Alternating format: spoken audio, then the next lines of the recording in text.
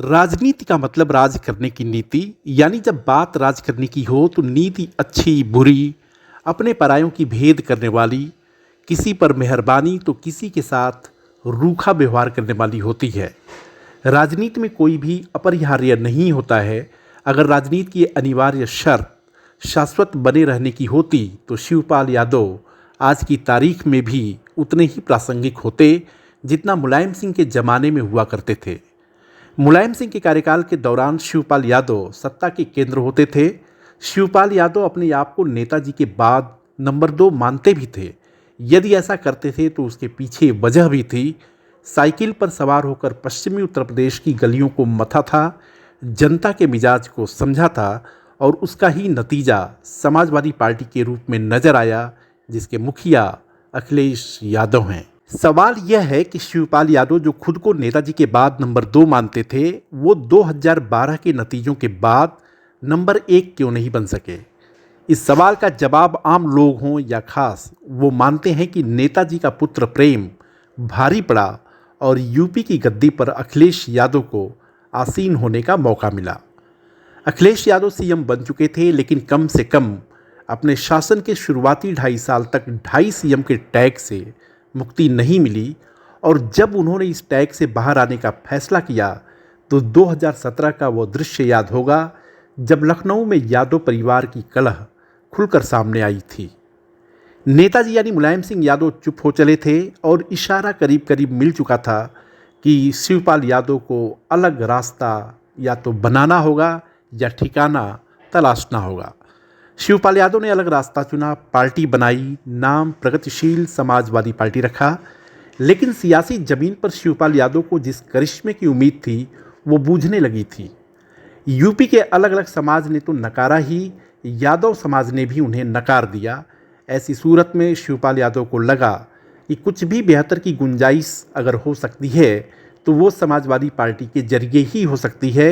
और इन सब के बीच अखिलेश यादव को भी इस बात का एहसास हो चुका था, ख़ास तौर से 2019 के चुनाव के बाद, 2022 के चुनाव के बाद। और उनको ये आभास हुआ कि चाचा अकेले भले ही कुछ न कर सकें, लेकिन पार्टी का नुकसान तो उन्होंने कर दिया है और आगे भी कर सकते हैं। इन सारी परिस्थिति में शिवपाल यादव की समाजवादी पार्टी में एंट्री हुई। घर वापसी के बाद शिवपाल यादव को लगा कि शायद यूपी की विधानसभा में नेता प्रतिपक्ष बनने का मौका मिलेगा, लेकिन अखिलेश यादव ने यानी भतीजे ने खेला कर दिया और इस तरीके से शिवपाल यादव का भविष्य क्या होगा वो अब अखिलेश यादव की मुट्ठी में कैद है। जब यूपी में चाचा भतीजे में तकरार की कानाफूसी होने लगी तो अखिलेश ने विधानसभा की 9 सीटों पर उपचुनाव के लिए स्टार प्रचारक तो बनाया, लेकिन भूमिका अंबेडकर नगर की कटहरी सीट तक कैद कर दी। अब शिवपाल यादव कटहरी तक ही कैद हैं या उनकी भूमिका सिर्फ एक विधानसभा तक सीमित कर दी गई है। क्या शिवपाल यादव का फ्यूचर कटहरी विधानसभा के नतीजों पर निर्भर करेगा, इसे बताने की कोशिश करेंगे। यहाँ बता दें कि मैनपुरी की करहल सीट की तरह ही अंबेडकर नगर की कटहरी सीट भी सपा के लिए अहम है। शिवपाल यादव की भूमिका कटहरी तक ही क्यों, तो इसका जवाब ये है कि वो स्टार प्रचारक के साथ साथ इस विधानसभा के प्रभारी भी हैं, यानी जिम्मेदारी कहीं अधिक। 1991 से अब तक हुए चुनाव में 1 दफ़ा बीजेपी और 2 दफ़ा सपा को जीत मिली है।